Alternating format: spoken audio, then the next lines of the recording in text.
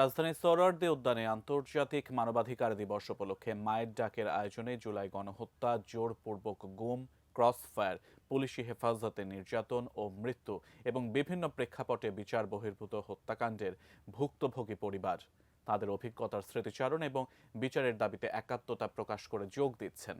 সেখানে আছেন সহকর্মী জাহিদ হোসেন। বিস্তারিত জানতে আমরা সরাসরি যুক্ত হচ্ছি তার সাথে। জাহিদ, সোহরাওয়ার্দী উদ্যানে ভুক্তভোগী পরিবারগুলো এক হচ্ছে, অভিজ্ঞতা স্মৃতিচারণ করছেন, বিচার চাচ্ছেন।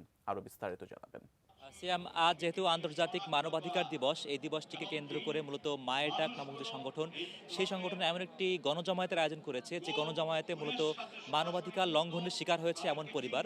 সেটিতে শুধু যে জুলাই অভ্যুত্থান তা কিন্তু নয়, তারা পিলখানা হত্যাকাণ্ড, একই সঙ্গে শাপলা চত্বরের হত্যাকাণ্ড, এর পাশাপাশি বিচার বহির্ভূত যে সকল হত্যাকাণ্ডগুলো সংঘটিত হয়েছিল বিগত ফ্যাসিস্ট সরকারের আমলে, সেই হত্যাকাণ্ডে যারা ক্ষতিগ্রস্ত হয়েছেন, সেই ক্ষতিগ্রস্ত পরিবারের সদস্যরা, গুম খুনের শিকার পরিবারের সদস্যরা, তারা মূলত আজ এই সোহরাওয়ার্দী উদ্যানে এসে মিলিত হয়েছেন। তাদের যেই পরিবারের সদস্যদের তারা হারিয়েছেন, সেই হারিয়ে যাওয়া পরিবারের সদস্যদের ন্যায় বিচার নিশ্চিত করার যে দাবি, সে দাবি যেমন এখানে শুনতে পাচ্ছি।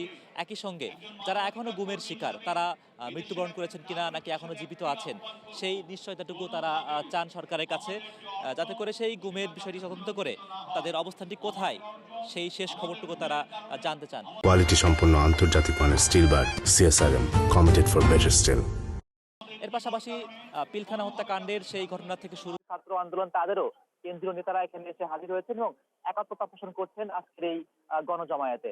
এবং যেহেতু এখানে ভুক্তভোগী পরিবারদের নিয়েই মূলত আজকের এই আয়োজন, কাজেই ঘুরে ফিরে সেই আকুতি, সেই হাহাকারটি মূলত সোহরাওয়ার্দী উদ্যানের যে সমাবেশ স্থল বা গণজমায়েত স্থল, সেখানে বারবার এটি ফুটে উঠছে।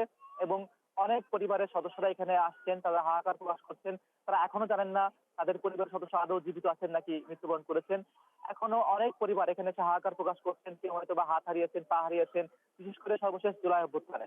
কাজেই সেই হাত হারানো, পা হারানো কিংবা অন্যান্য আরো শারীরিক অঙ্গহানির শিকার পরিবারের সদস্যরা, আহত ব্যক্তিরাও তারা মূলত এই গণজমায়েতে হাজির হয়ে তাদের দুঃখ দুর্দশার কথা তুলে ধরছেন।